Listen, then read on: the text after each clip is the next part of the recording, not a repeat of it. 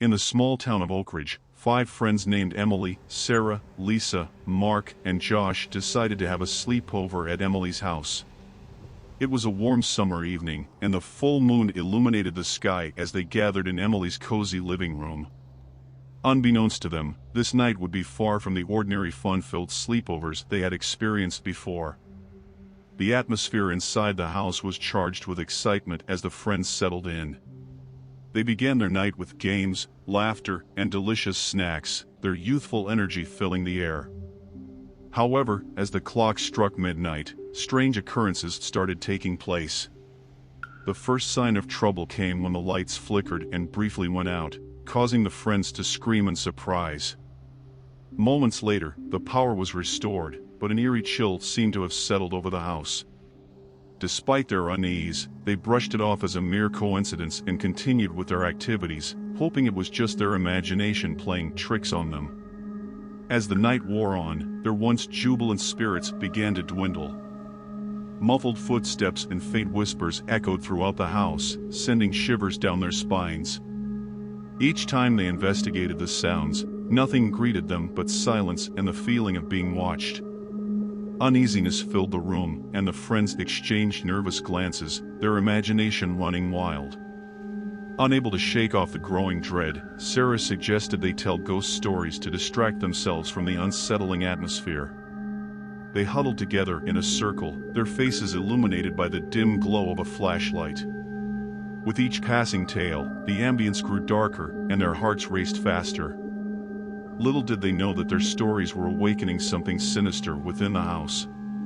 Just as Lisa finished recounting a spine-chilling tale of a vengeful spirit, a loud crash reverberated from the kitchen. Startled, they rushed to investigate the source of the noise.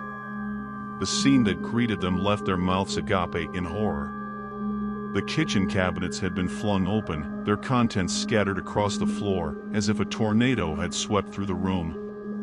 Fear gripped their hearts, and they frantically tried to rationalize the inexplicable events. But logic was eluding them as the boundaries between reality and the supernatural blurred. They realized they were no longer alone, and an unseen presence was toying with their sanity. Seeking solace, the friends decided to stick together, believing there was strength in numbers. As they retreated to the living room, they discovered that the furniture had been rearranged in bizarre patterns.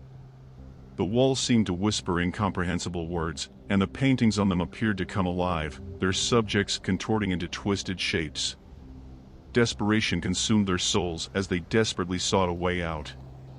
Mark ventured upstairs, hoping to find a working phone. However, the moment he reached the top step, the door to Emily's bedroom slammed shut with a deafening bang. Trapped, Mark pounded on the door, his friends' terrified cries echoing in his ears. The door refused to budge, and a bone-chilling voice emanated from within the room, taunting him with promises of a dreadful fate. Back downstairs, Emily, Sarah, Lisa, and Josh clung to each other, their tears mingling with their fear. Time seemed to stretch endlessly as they awaited Mark's return. The house itself seemed alive, its very essence pulsating with malevolence. The walls groaned, the windows rattled, and the air grew heavy with an oppressive presence. Suddenly, an unearthly silence enveloped the house. The friends exchanged puzzled glances, their ears straining to hear any sound. Then, a blood-curdling scream pierced through the stillness. It was Mark's voice, filled with terror and anguish. A sense of utter helplessness washed over them as they realized their friend was in mortal danger. Driven by a mixture of fear and determination, they forced open Emily's bedroom door. Inside, they discovered a scene straight from their worst nightmares. Mark lay motionless on the floor, his face drained of color. His lifeless eyes stared into the void, and his body bore inexplicable marks, as if an otherworldly force had claimed him. Panicked, Emily, Sarah, Lisa, and Josh fled the house, their footsteps echoing through the silent streets. The night air offered little solace as they ran, their minds clouded with grief and disbelief. They vowed never to speak of that dreadful night again, silently praying that whatever evil had consumed their sleepover would remain forever trapped within those haunted walls. Years passed, and the friends drifted apart, their bond shattered by the horrifying events they had endured. To this day, they carry the scars of that fateful sleepover, haunted by the memories of the supernatural presence that forever changed their lives. Oakridge locals whisper about the abandoned house, warning others to stay away, as the sleepover nightmare continues to claim unsuspecting victims who dare to venture inside its sinister domain.